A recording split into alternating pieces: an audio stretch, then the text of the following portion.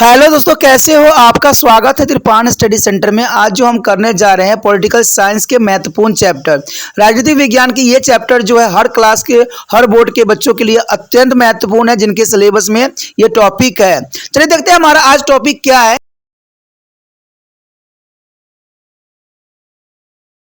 The major political theories. There's the first point here has come to the liberalism. The liberalism is the most point here.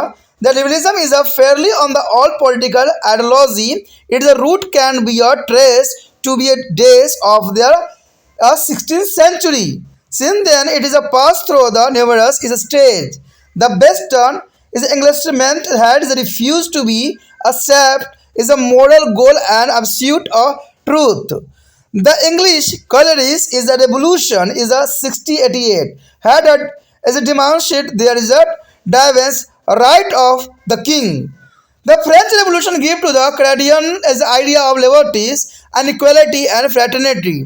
And the American War of Independence a little earlier, 1775 to here 76 led to the emphasis on the as a declarations of human right. First point is the mean of liberalism. The liberalism, what do you mean to liberalism? There's a Howland is a Lux 6 is an English scholar of political science once wrote it is a liberalization.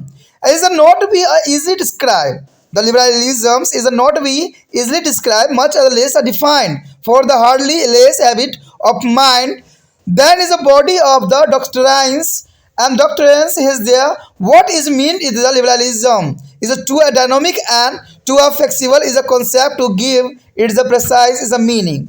And yet their scholars has made to the attempt it they define it is a such theories say that every simple liberalism is a theory and practice of individual liberties is a judicial and defense and there is a constitutional state.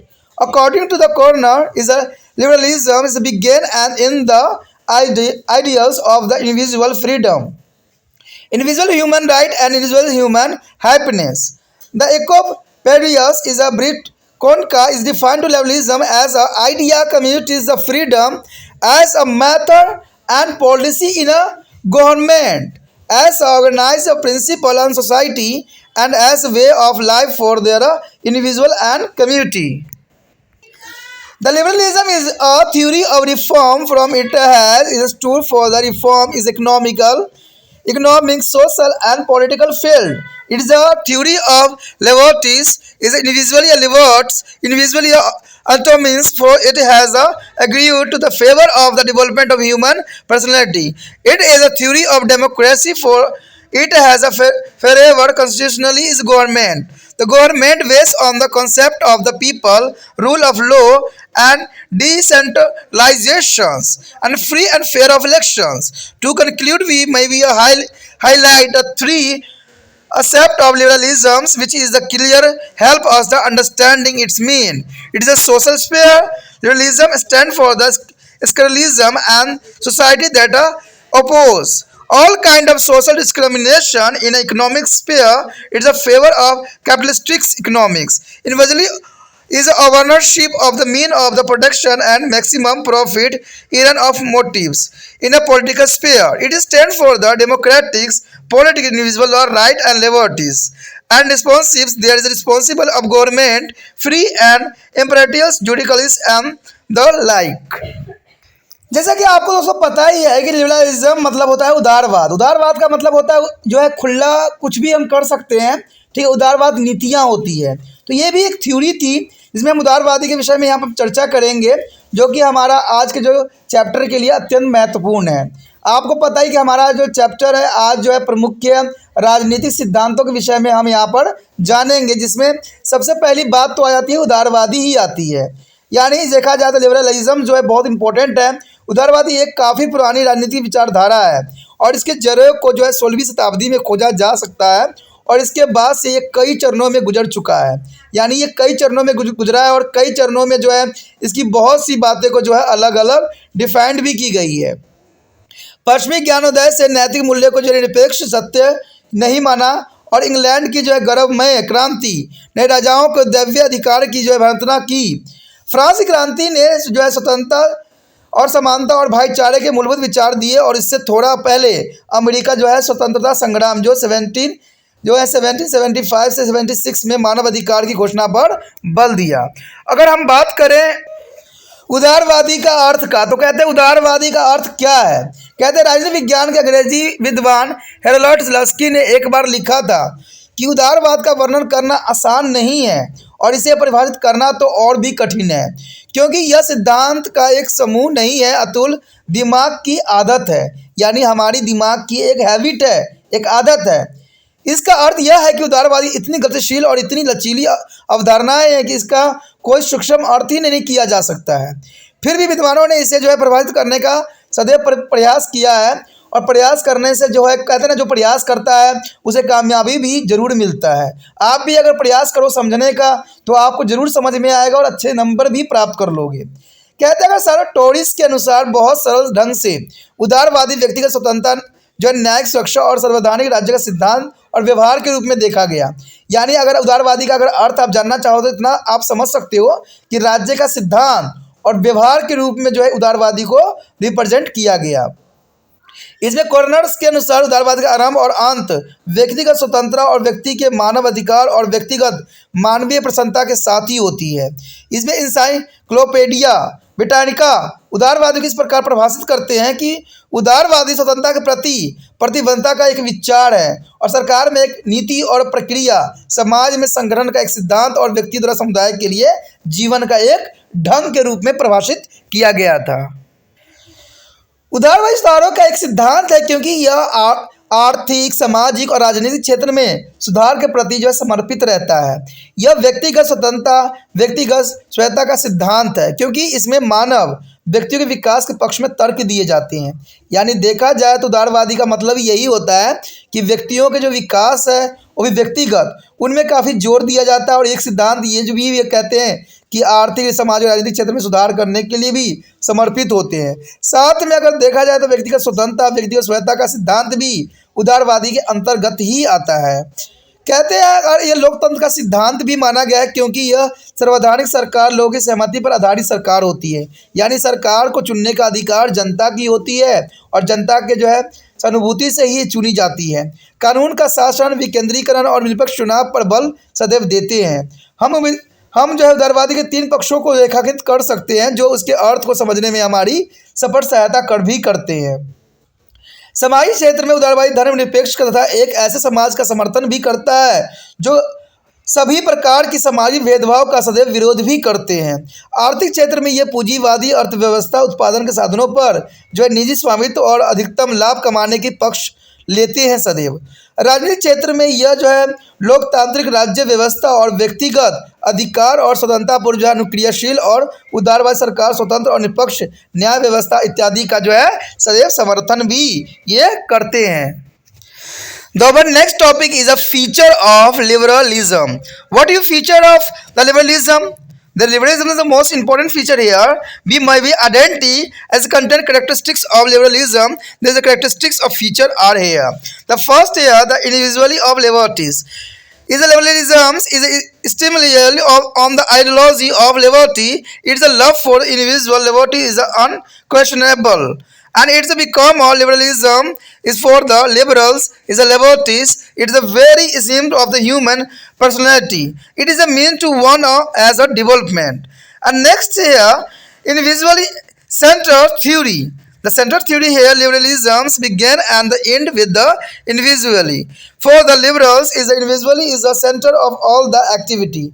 The focal point individually is the end, will all other is a association including the state or the means which exist for the individually, and individually is the center around which all things move. That is the most important. And next here, the capitalistic economics. The liberalism is advocated a free market is economics. There is the liberalism is a advocate of free market economics. It is a capitalistic as a mode of economics. It is a beliefs in the private property system regarding to the property right as a exclusive and the maximum profit as the only motive. And capitalism is the mode of production and distribution as the only is a essence The market force are controlling mean of economics.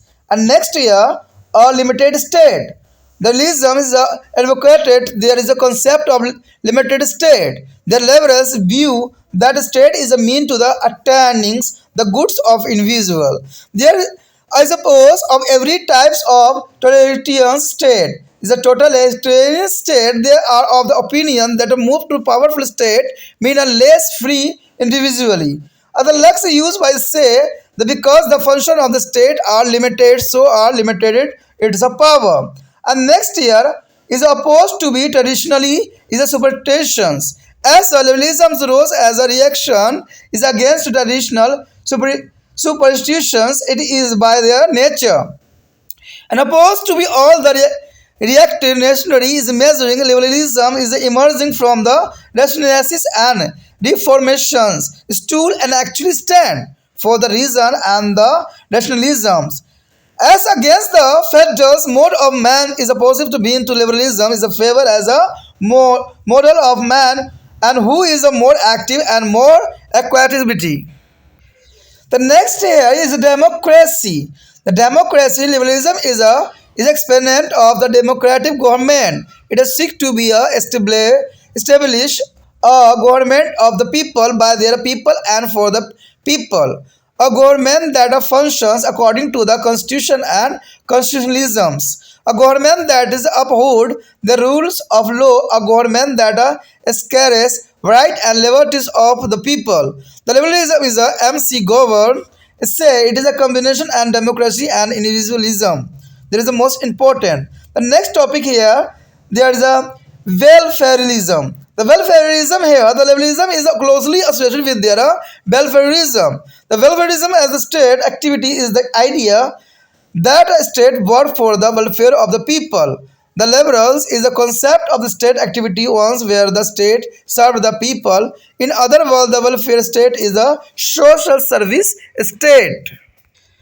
The next is the weakness of liberalism. There is an important topic there of weakness of liberalism.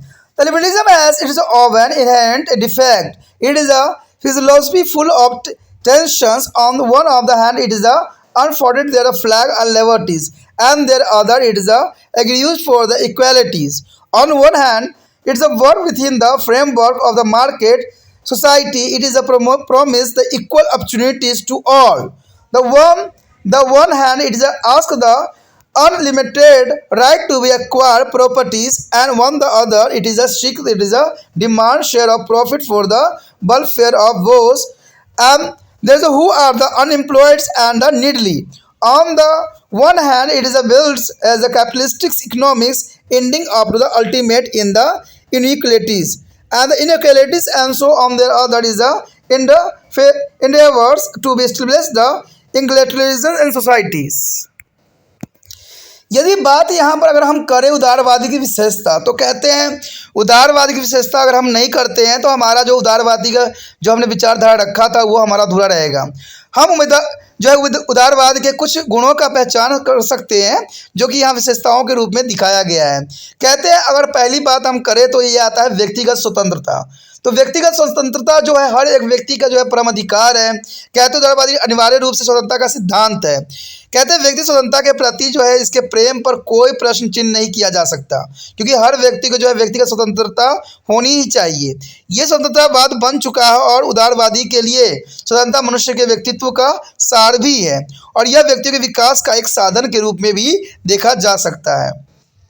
बात करें व्यक्ति केंद्रीय सिद्धांत यानी व्यक्ति केंद्रीय सिद्धांत क्या है। कहते हैं उदारवाद का आरंभ और अंत व्यक्तियों के साथ ही होता है। उदारवादियों के लिए व्यक्ति जो है सभी गतिविधियों का एक केंद्र बिंदु होता है और व्यक्ति साध्य है जबकि राज्य सहित अन्य सभी संस्थाएं साधन है जो व्यक्तियों के लिए ही है और व्यक्ति केंद्र है जिसके इर्द गिर्द सब चीज़ें घूमती ही रहता है। तो इसमें कोई दो राय नहीं है। अगर व्यक्तिगत चीज़ है तो उसके इर्द गिर्द ही सारी व्यक्तित्व घूमती ही रहती है सदैव। यदि बात करें अगली पॉइंट का, तो यही बात यहाँ दर्शाया गया है कि पूंजीवादी अर्थव्यवस्था। देखिए, पूंजीवादी अर्थव्यवस्था में भी उदारवादी का अपना एक महत्वपूर्ण योगदान होता है। कहते उदारवादी मुक्त बाजार अर्थव्यवस्था की वकालत करता है। ये तो आपको भी समझ है। उदारवादी का मतलब ही होता है उदारवाद भावना, जो मैंने पहले ही आपको बताया, जिसमें जो है अर्थव्यवस्था के रिगार्डिंग भी लिया जा सकता है। कहते भारत में ट्रेड करने के लिए जो है सरकार की तरफ से उदारवादी नीति का ही जो है अनुसरण किया गया था, जिसमें जो है बहुत से ट्रेडरों को जो है फ्री में व्यापार करने की इजाज़त दी गई थी। ठीक है, अंग्रेजों को भी कुछ हद तक ऐसी सुविधा दी गई थी। उसके बाद जो है अंग्रेज ने भारत पर कब्जा करने के लिए एक अधिकार बना लिया था। तो वही बात यहाँ आता है कि पूंजीवादी अर्थव्यवस्था में भी जो उदारवादी का अपना एक विशेष स्थान होता है। उदारवादी मुक्त बाजार व्यवस्था की जो है सदैव वकालत करता है, अर्थात पूंजीवादी अर्थव्यवस्था। यानी पूंजीवादी अर्थव्यवस्था में जो है मुक्त बाजार का भी यही है। कहते हैं निजी संपत्ति व्यवस्था में विश्वास करता है, संपत्ति के अधिकारों को अति पावन और अधिकतम लाभ को एकत्र लक्ष्य उत्पादन और वितरण के जो है पूंजीवादी प्रकार के सार तत्वों और बाजार की जो है अर्थव्यवस्था को नियंत्रण करने का साधन भी ये मानता है। यदि बात करें हम अगली पॉइंट का, तो ये साफ शब्दों में हो सकता है कि सीमित राज्य। कहते हैं उदारवादी सीमित राज्य के सिद्धांतों की वकालत करता है। यानी राज्य जो है सीमित होनी चाहिए, ये जो है सीमित राज्य की वकालत करता है उदारवादी नीति। उदारवादी राज्य की व्यक्तियों की भलाई का एक सबसे बड़ा साधन माने जाते हैं। वो प्रत्येक सरकार की सर्वशक्तिमान राज्य का विरोध करते हैं, और इसका विचार है कि राज्य जितना अधिक शक्तिशाली होगा, व्यक्ति उतना ही कम स्वतंत्र होगा। इसमें लॉक ने भी अपना शब्द यहाँ रखा था कि क्योंकि राज्य का कार्य सीमित है, इसलिए इसकी शक्ति भी सीमित होनी चाहिए। ये कॉल का जो है अपना विचारधारा था। उसके पश्चात हमारा अगला पॉइंट आता है परंपराओं अंधविश्वासों का विरोध। कहते हैं उदारवादी अगर देखा जाए तो पुराने परंपरा और अंधविश्वास को सदैव ही नकारा है। कहते हैं उदारवाद का उदय परंपराओं और अंधविश्वासों के विरोध प्रतिक्रिया के स्वरूप सदैव हुआ है, इसलिए यह स्वाभाविक रूप से सभी प्रकार की जो है प्रतिक्रियावादी उपायों के विरुद्ध है। क्या कहते हैं पुण्य जागरण एवं धर्म सुधार से प्रकट भी हुआ है। उदारवादी तर्क और विकेंद्रीशील का समर्थन भी रहा है। मनुष्य के समांती प्रतिरूप में निष्कर्ष होने के विपरीत उदारवाद ऐसे प्रतिरूप का समर्थक है जो अधिक सक्रिय एवं जो सृजनात्मक हो सकती है। इसमें कोई दो राय नहीं है कि उदारवादी का जन्म जो हुआ है परंपराओं और अंधविश्वासों के विरुद्ध हुआ है, यानी ये सदैव ही आगे खड़ा है इन अंधविश्वासों और परंपराओं के रिगार्डिंग। अगली बात अगर हम करें तो ये जो है लोकतंत्र। कहते हैं लोकतंत्र जो हमारी देश भारत की सबसे बड़ी विशेषता है। उदारवादी लोकतंत्री सरकार का जो है प्रतिपादक है, और ये ऐसी सरकार स्थापित करना चाहता है जो लोगों के द्वारा और लोगों के लिए ही हो। इसमें कोई दो राय नहीं है कि आज के समय में जो लोकतांत्रिक देश हमारा भारत जो है सदैव सशक्त रहा है। एक ऐसी सरकार जो संविधान और संविधानात्मवाद के अनुसार काम करे, जो कानून के शासन को जो है प्रोत्साहित करे और लोगों को अधिक और स्वतंत्रता की जो है रक्षा भी करे। इसमें मैक गवर्नेंस का कथन था कि उदारवादी लोकतंत्र और व्यक्तित्ववाद का एक मिश्रण के रूप में देखा जा सकता है। उसके पश्चात हमारे समक्ष लोक कल्याणवाद। देखिए, उदारवाद लोक कल्याणवाद से निकटता से जुड़ा हुआ है, और राज्य का लोक गतिविधियों के रूप में कल्याणवाद का विचार है कि राज्य लोगों की कल्पना के लिए कार्य सदैव करता रहता है, और राज्य की गतिविधियों के जो उदारवादी अवधारणा है यह है कि राज्य लोगों की सेवा भी करता है, और दूसरे शब्दों में कल्याणकारी राज्य का समाज सेवी राज्य भी होता है। यानी लोक कल्याणवाद इसकी सबसे बड़ी विशेषता है, जिसमें उदारवाद लोक कल्याणवाद निकटता से जुड़ी रहती है, और ये सदैव ही उदारवादी जो है अवधारणा को अनुसरण भी करती है। उसके पश्चात हमारे समक्ष उदारवादी कमजोरियां। देखिए, अगर हम उदारवादी के बारे में जाने हैं तो उदारवादी की विशेषता भी किए हैं और अर्थ भी किया है, तो उदारवादी कुछ कमजोरियां भी जान लेना आपके लिए अत्यंत महत्वपूर्ण है। कहते हैं उदारवादी कुछ जो है अंतर्निहित त्रुटियां भी है, और यह तनावों से भरा हुआ दर्शन भी है। यानी तनाव से भरा हुआ ये विचारधारा है। एक तरफ तो स्वतंत्रता का ध्वज फहराता है, दूसरी तरफ ये समानता की बात भी करता है। एक तरफ ये जो है बाजार आधारित समाज के ढांचों में काम करता है, दूसरी तरफ वो सबको सामान्य अवसरों का वादा भी करता है। एक तरफ तो यह संपत्ति ग्रहण करने से असीमित अधिकारों की मांग भी करता है, तो दूसरी ओर यह जरूरतमंदों और बेरोजगार लोगों को कल्याण के लिए लाभ में से कुछ हिस्सा मांगता भी है। एक तरफ तो ये पूंजीवादी अर्थव्यवस्था के निर्मित करता है, अंततः असमानता की ओर भी ले जाता है, और दूसरी तरफ यह समाजवादी समाज की स्थापना करने का भी प्रयास करता है। तो देखा जाए तो जो उदारवादी कुछ कमजोरियां हैं जो कि काफ़ी इसकी विशेषताओं को जो है खंडित करती है, लेकिन फिर भी उदारवादी जो है काफ़ी अलग है और उदारवादी के विषय में जानना भी आपके लिए काफ़ी रोचक रहा होगा।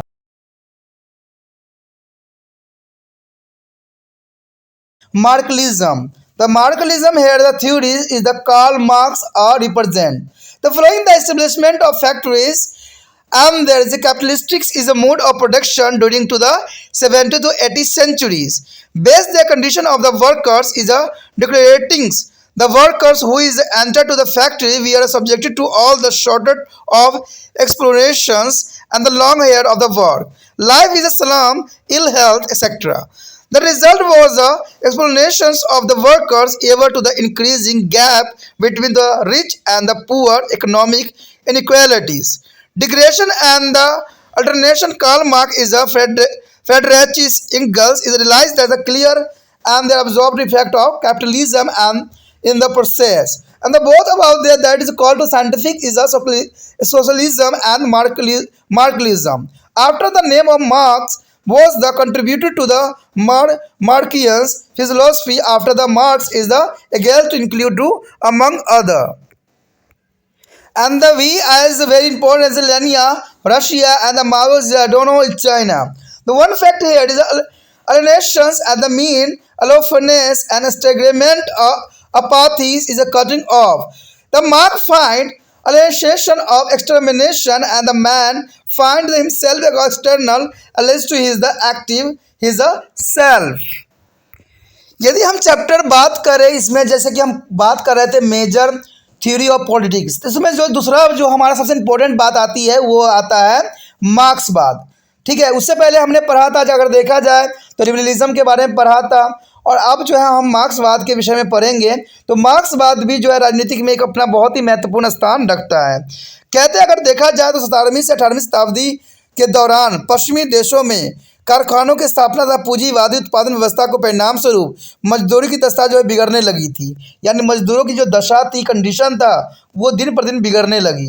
कारखानों में प्रवेश पाने वाले मजदूर का है सब प्रकार से शोषण हुआ और काम के लंबे घंटे, गंदी बस्तियों में जीवन और कमजोर एवं खराब स्वास्थ्य इत्यादि। इसका परिणाम यह हुआ कि मजदूरों का शोषण और अमीर गरीब के निरंतर बढ़ता अंतर आर्थिक असमानताएं, अविनीत और अलगवाद बना दिया। उसके पश्चात कार्ल मार्क्स और फ्रेडरिक एंजेल्स ने पूंजीवादी दुष्प्रभावों को स्पष्ट रूप से अनुभव किया और इस प्रक्रिया में वैज्ञानिक समाजवाद और मार्क्सवाद मार्क के नाम पर को ले आए। और मार्क्सवादी दर्शन में मार्क्स और एंजेल्स के बाद योगदान देने वाले में उनके अतिरिक्त देखा जाए तो B.R. लेनिन और माओ, जो कि चीन के रहने वाले थे, सम्मिलित थे।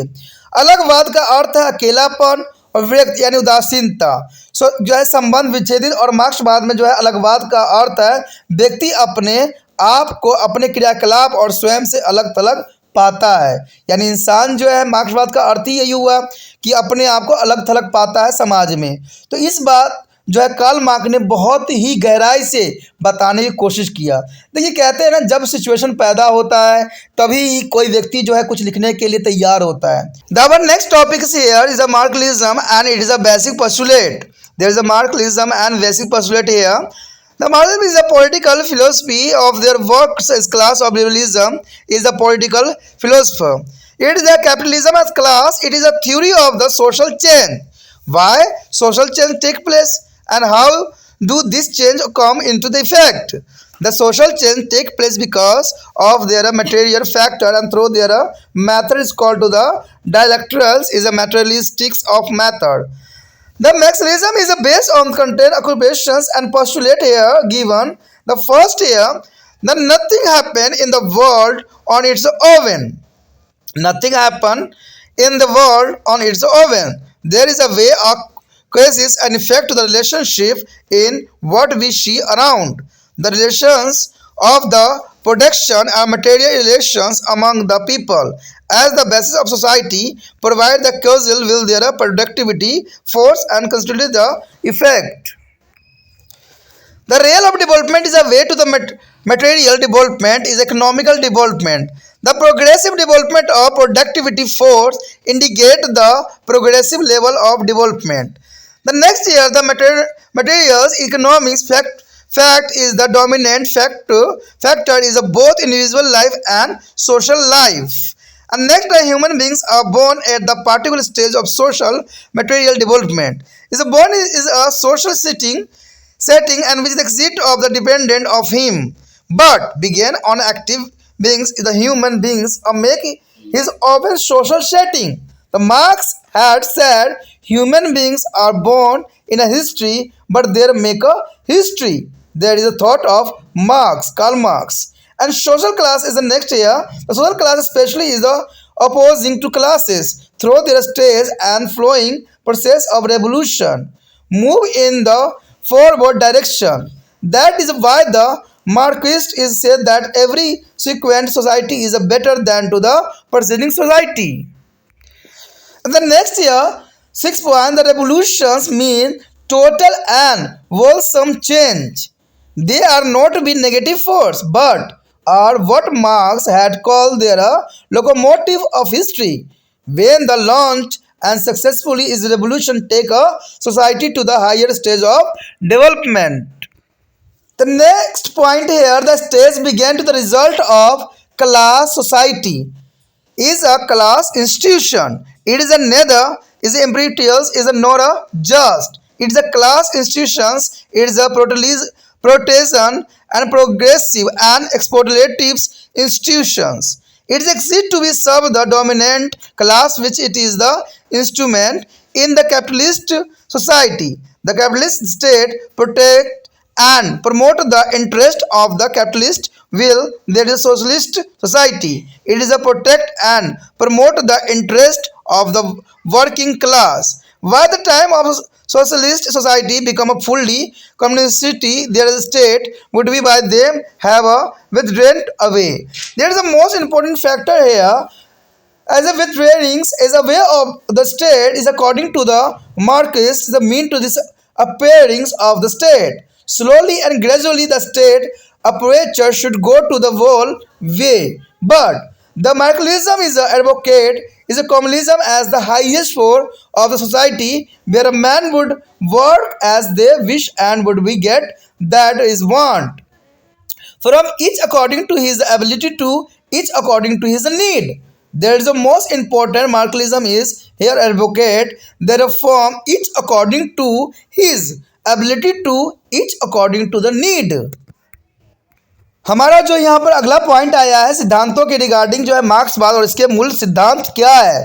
तो इसके सिद्धांत जानना अत्यंत महत्वपूर्ण है कि मार्क्सवाद और इसके मूल सिद्धांत क्या थे। कहते हैं मार्क्सवाद मजदूर वर्ग का एक राजनीतिक दर्शन थे, जैसे उदारवादी पूंजीवादी वर्ग का राजनीतिक दर्शन होता है, और यह समाजी परिवर्तन का एक सिद्धांत के रूप में भी देखा जा सकता है। समाजी परिवर्तन क्यों होते हैं और ये किस प्रकार परिवर्तन प्रभाव आते हैं। समाजी परिवर्तन भौतिक कारकों के कारण सदैव होते हैं। ये तो आपको भी पता होगा कि जैसे जैसे भौतिक कारण बनती है वैसे वैसे समाज का जो है परिवर्तन होना एक स्वाभाविक बात बन जाती है, और ऐसे तरीक़ों से भी होता है जिसके धनात्मक भौतिकवाद कहते हैं, यानी द्वंद्वात्मक यानी एक संघर्ष भी इसमें बना रहता है। मार्क्सवाद के मूल्य अवधारणा इस प्रकार यहाँ पर दिया गया है जिसको आपको जानना अत्यंत महत्वपूर्ण है। पहला तो धारणा यही थी कि सिद्धांत यही थी कि दुनिया में कुछ भी अपने आप नहीं घटित होता है। ये मार्क्सवादी सिद्धांत के जो है पहला पहलू था। हम अपने चारों ओर जो भी कुछ देखते हैं उसमें कारण और प्रभाव का संबंध सदैव जुड़ा हुआ होता है। कहते हैं उत्पादन के संबंध में लोगों के बीच भौतिक संबंध जरूर होता है और समाज के आधार के रूप में कारण प्रदान करते हैं, जबकि उत्पादन की ताकतें जो है प्रभाव का निर्माण सदैव करती ही रहती है। उसके पश्चात है वास्तविक विकास सदैव भौतिक विकास ही होता है, यानी वास्तविक विकास अगर किसी में हो रहा है तो इसका अर्थ यही हुआ कि वो भौतिक विकास के रूप में आप देख सकते हो, अर्थात उसका आर्थिक विकास हुआ है। उत्पादक ताकतों का गतिशीलता विकास की गतिशीलता स्तर की ओर संकेत सदैव करती ही रहती है। कहते हैं भौतिक हो चाहे आर्थिक घटक व्यक्तिगत जीवन और सामाजिक जीवन दोनों में ही एक प्रमुख घटक के रूप में देखा जा सकता है। मनुष्य सामाजिक भौतिक विकास की विशेष अवस्था में पैदा होता है, अर्थात एक जैसी सामाजिक स्थिति में जो उसके स्वतंत्र अस्तित्व में होते हैं, परंतु सक्रिय होने के कारण मनुष्य अपनी सामाजिक स्थिति स्वयं निर्मित करता है। मार्क्स ने कहा था कि मनुष्य जो है इतिहास में पैदा होता है परंतु वह इतिहास बनता है, यानी इतिहास में ही पैदा होता है परंतु वह इतिहास ही बनाता है। तो इसमें कोई दो राय नहीं, मार्क्सवाद ने साफ शब्दों में इस बात को जो है जाहिर करने की कोशिश किया था। हमारा अगला पॉइंट जो है, सामाजिक वर्ग विशेष रूप से विरोधी वर्ग अपने संघर्ष के माध्यम से तथा क्रांति की प्रक्रिया का अनुसरण करके आगे की ओर बढ़ते हैं। इसी कारण मार्क्सवादी कहते हैं कि प्रत्येक आने वाला समाज पिछले समाज से बेहतर होता है। तो इसमें कोई दो राय नहीं। अगर आप देखते भी होंगे कि जो बच्चा पहले जन्म लेता है उसका और जो आगे जन्म लेता है उसका, उसमें बहुत ही अंतर आपको देखने को मिलेगा। तो इसमें कोई दो राय नहीं। पुराने समय के समाज जो था वो अलग था और आने वाला समाज जो है अलग है, क्योंकि इसका जो है दिन पर दिन विकास होता ही चला जाता है और विचारधारा भी चेंज होता ही चला जाता है। तो इसलिए साफ शब्दों में मार्क्स ने इस बात को जो है रिप्रेजेंट किया था और मार्क्सवादी विचारधारा में डाला भी था कि प्रत्येक आने वाला समाज पिछले समाज से सदैव ही बेहतर ही होता है। कहते हैं क्रांतियों का अर्थ जो है पुण्य रूपेशन और समग्र परिवर्तन ही माना गया है। वे नकारात्मक ताकत नहीं है, परंतु जैसा कि मार्क्सवादी ने कहा है कि इतिहास के इंजन है, यानी इतिहास को चलाने के लिए ये इंजन के रूप में जो है क्रांति देखी जा सकती है। जब क्रांति किया जाए और सफल हो जाए तो क्रांति समाज के विकास के उच्च अवस्था में ले जाता है। जैसे आपने फ्रांस की क्रांति भी पढ़ा था, उसमें क्रांति हुई और क्रांति होने के कारण सभी देशों में जो है इस भावना को उत्पन्न किया और भारत में भी उसी प्रकार की क्रांति को देखने को आपको मिला होगा। कहते हैं अगला पॉइंट अगर हम देखें तो इसमें साफ शब्दों में यही लिखा हुआ है कि वर्ग समाज का परिणाम होने के कारण राज्य एक वर्ग संस्था है, यानी वर्ग समाज। आपको पता है कि हमारे भारत में भी जो है वर्ग में बटे हुए हैं, वर्ग में समाज बटे हुए हैं, इसलिए राज्य एक वर्ग संस्था है। यह न तो निष्पक्ष है और न ही न्यायपूर्ण है। एक कहते हैं वर्ग संस्था है, यह पक्षपात पुण्य दमनकारी और शोषणकारी संस्था भी हो सकती है। यह जो है प्रभुत्वशाली वर्ग की सेवा के लिए अस्तित्व में है और उस वर्ग का यह हथियार भी है। पूंजीवाद समाज में पूंजीवादी राज्य पूंजीवादियों के हितों की रक्षा और उन्हें प्रोत्साहित करते हैं, जबकि समाजवादी समाज में यह जो है कामगार समाज के हितों की रक्षा उनका एवं प्रोत्साहन भी करता है।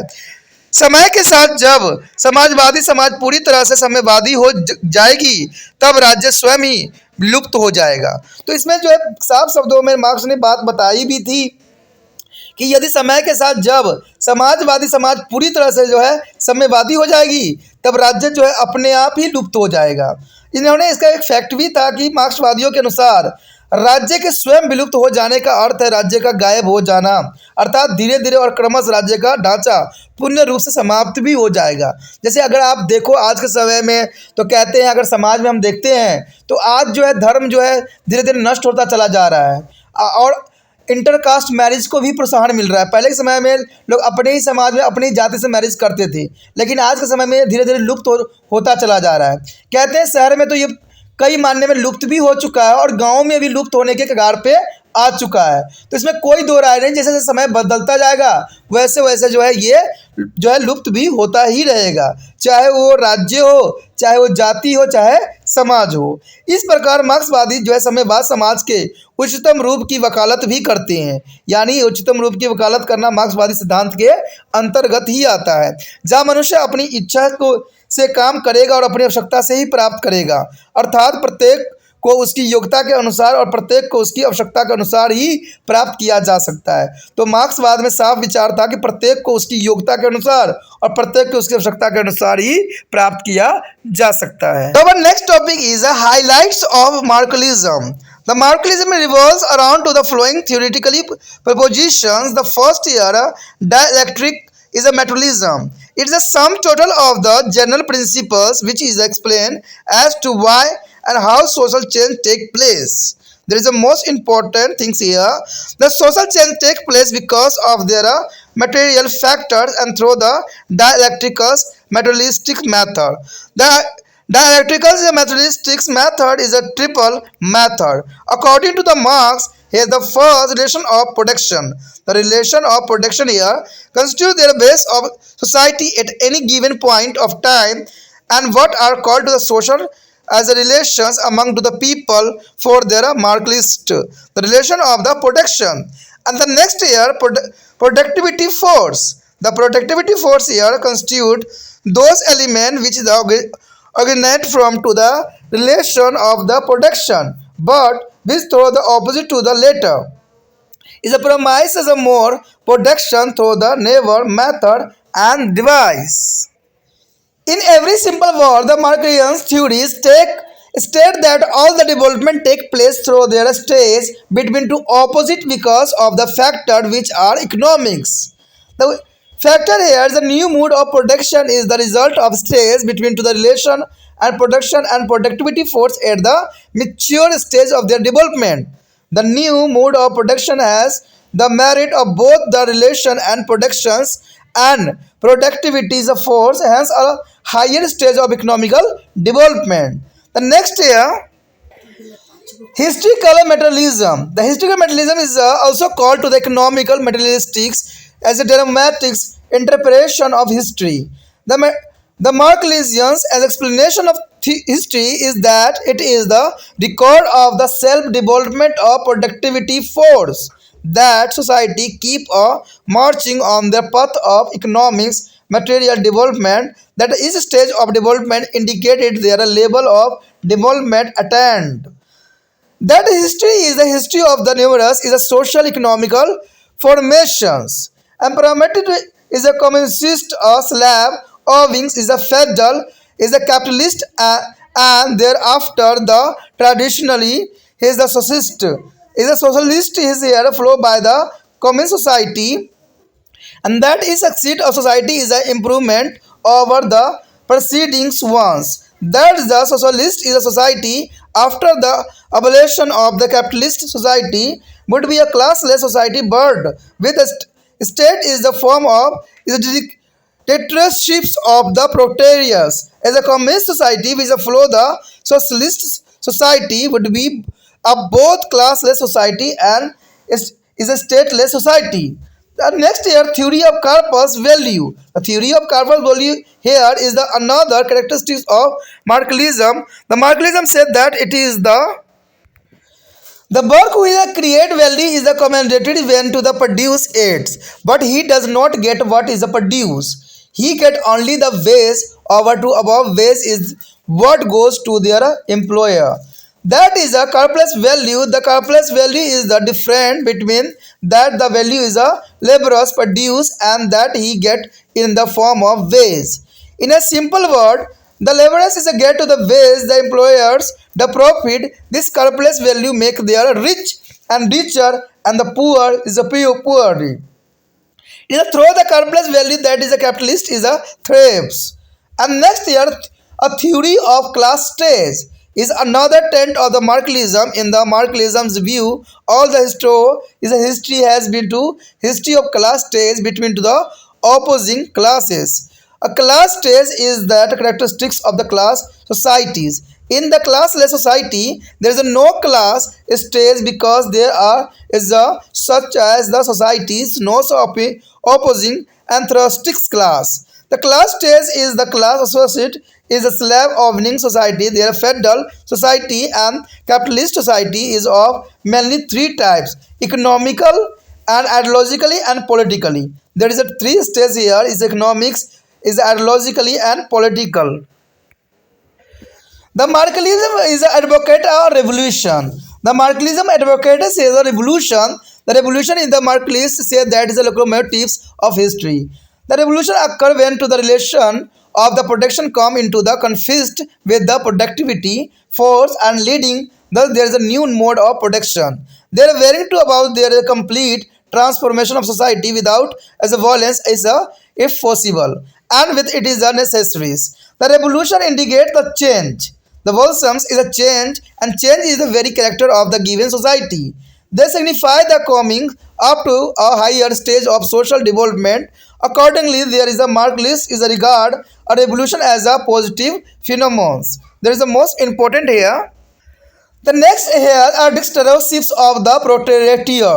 There's a proletariat is a mean that rule of a working class. It is a state of their workers is the socialist society which is following the capitalist is a society. It is a dictatorships of their worker in the socialist society is the sense there is the dictatorships of the capitalist in their capitalist society, and their capitalist rules their way and then want, and now the workers rule is a socialist society is the way the worker want, and nevertheless is a mark make it is a clear that the is a dictatorship of the proletariats is the worker state in the interim of the trans relations agreement which the function is between to the capitalist society and the community society.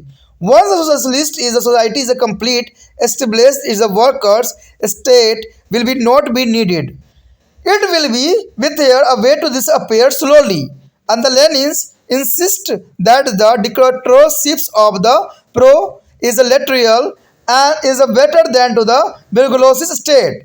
Both equitatively as a quantitatively there is a qualitatively at the look after the interest and welfare of the whole multitudes of workers rather than to handful of capitalists. The socialist society that follow the capitalist society after the abolitions and classless society. It is a classless society is the sense that all are worker and various works their work in the office, in the factory, on the field. Each get a job according to one's is ability from each according to your ability to each according to the work. The communist society, which is the flow, the socialist society, will be both the classless society and stateless society. हम जो आगे हैं आज मार्क्सवाद की विशेषताओं के ऊपर, देखिए मार्क्सवादी की कुछ विशेषता थी जिसको जानना अत्यंत महत्वपूर्ण रहेगा। मार्क्सवादी के अगर सिद्धांतों की तो हमने चर्चा कर लिया, लेकिन इसके साथ भी विशेषता का चर्चा करना ठीक है बहुत ही इंपॉर्टेंट रहेगा। मार्क्सवादी निम्नलिखित जो है सैद्धांतिक विचारों के इर्द गिर्द ही घूमता था। कहते द्वैतात्मक भौतिकवाद उन सब सामान्य सिद्धांतों कुल योग है जो स्पष्ट करते हैं कि समाज परिवर्तन क्यों और कैसे होते हैं। यानी मार्क्सवाद ने साफ शब्दों में इस बात को जो है खोज लिया था कि सामाजिक परिवर्तन क्यों और कैसे होते हैं, और सामाजिक परिवर्तन भौतिक घटकों के कारण और तदात्मक भौतिकवादी प्रक्रिया के माध्यम से ही होते हैं। तदात्मक भौतिकवाद प्रक्रिया जो है त्रिस्तरीय प्रक्रिया से जुड़ी हुई होती है। यानी उन्होंने ये बात साफ शब्दों में ढूंढ लिया कि सामाजिक परिवर्तन भौतिक घटकों के कारण अध्यात्मक भौतिकवाद प्रक्रिया के माध्यम से होती है। यानी जो भौतिक चीजें होती है इसके वजह से जो होता है समाज का जो है परिवर्तन होता है, और एक द्वंद्वात्मक यानी आपस में संघर्ष की वजह से भी ये देखने को मिला है। और इसी के आधार पर उन्होंने जो है इसको 3 स्तरीय प्रक्रिया बताया है, जिसके पहला तो है उत्पादन के संबंध। कहते हैं किसी भी समय पर समाज का आधार होता है, यानी किसी भी समय पर जो है समाज का आधार ही होता है उत्पादन के संबंध, जिन्हें लोगों के बीच जो है सामाजिक संबंध कहा जाता है। मार्क्सवादियों के लिए ये उत्पादन के संबंध थे जो कि बहुत विशेष थे। बात अगर हम करें उत्पादन की शक्तियों के, तो कहते हैं वो तत्व होते हैं जो उत्पादन के संबंध से उत्पन्न होती है, परंतु ये संबंधों के विरुद्ध होने के बावजूद भी नई विधियों के माध्यम से अधिक उत्पादन का जो वादा भी करती है, जो कि बहुत काफी इंपॉर्टेंट है।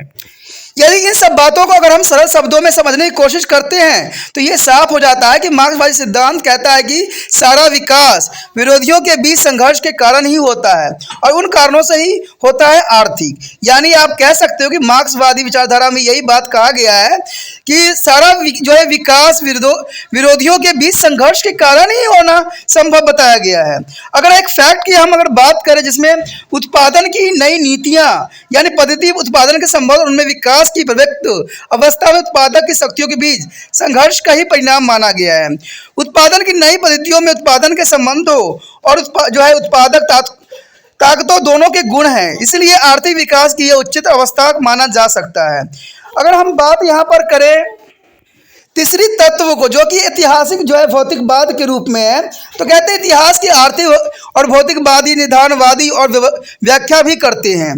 इतिहास में मार्क्सवादी व्याख्या यह है कि यह इतिहास उत्पादन की शक्तियों के आत्म विकास का एक रिकॉर्ड है कि समाज आर्थिक भौतिक विकास के पक्ष पर चलता है सदैव। विकास की प्रत्येक अवस्था जो है प्रायः किए गए विकास के सदर का संकेत ही देती है, और इतिहास अनेक सामाजिक आर्थिक संरचनाओं का इतिहास भी माना जाता है।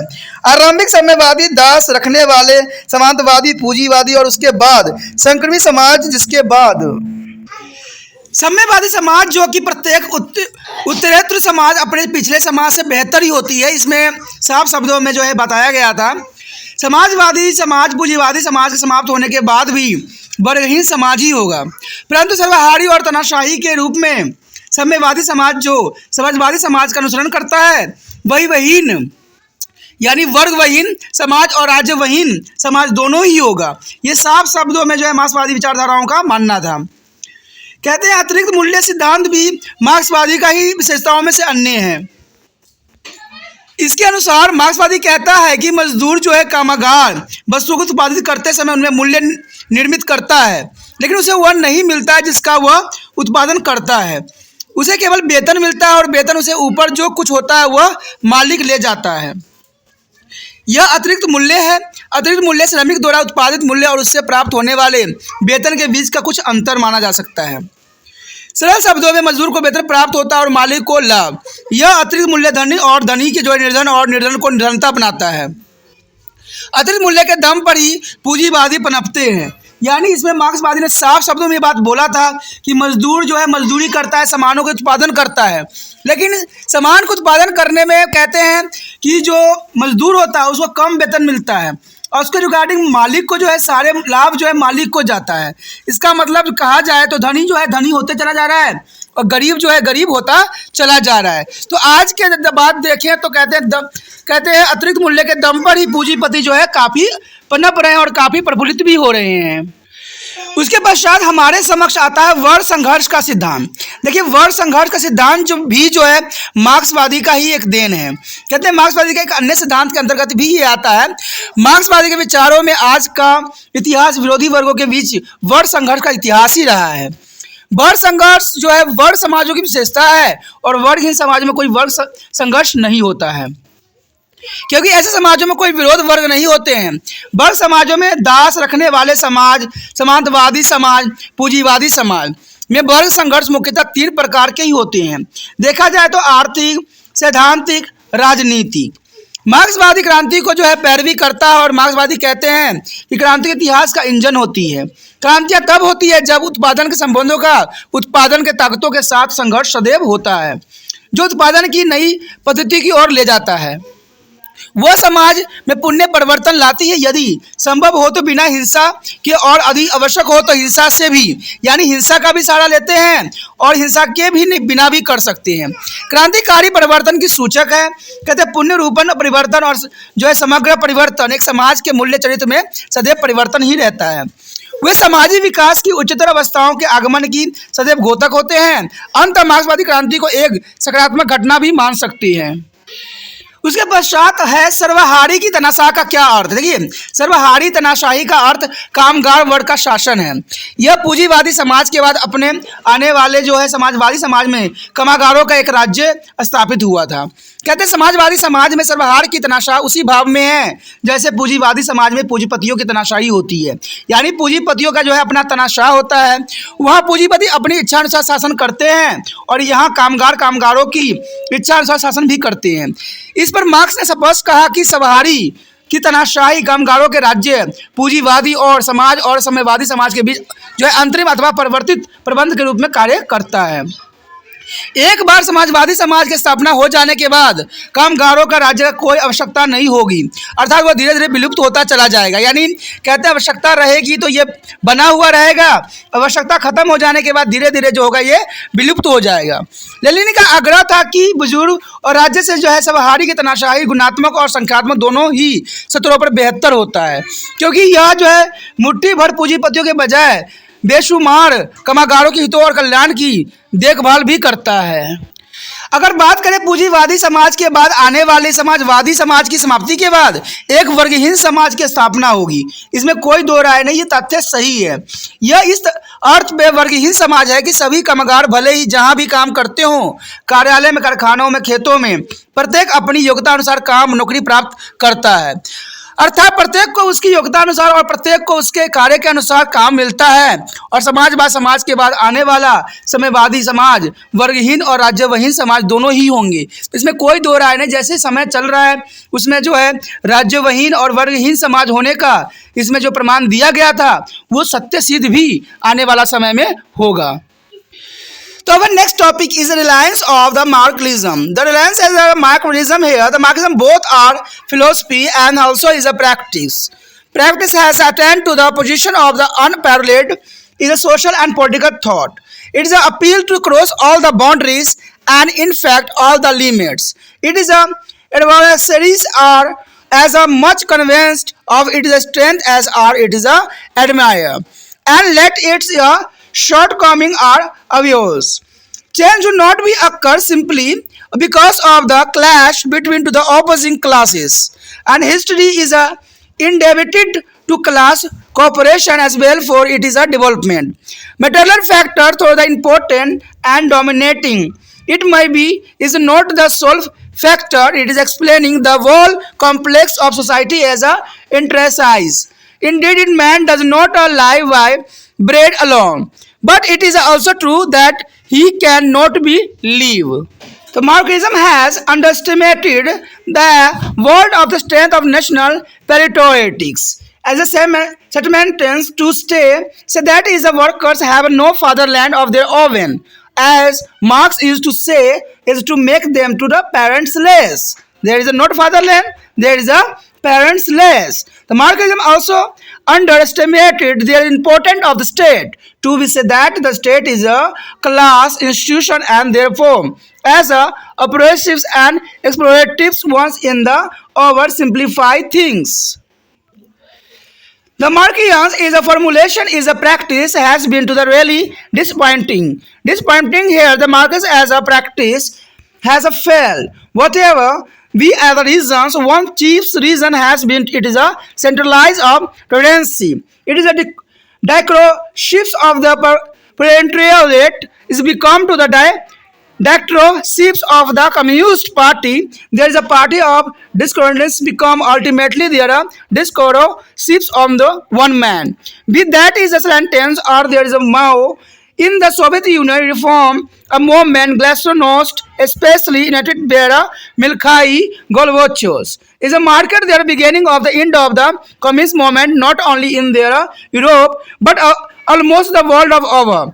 The communist is a Chinese is introduced in numerous is a liberalization as a measuring in it is a economics and politics.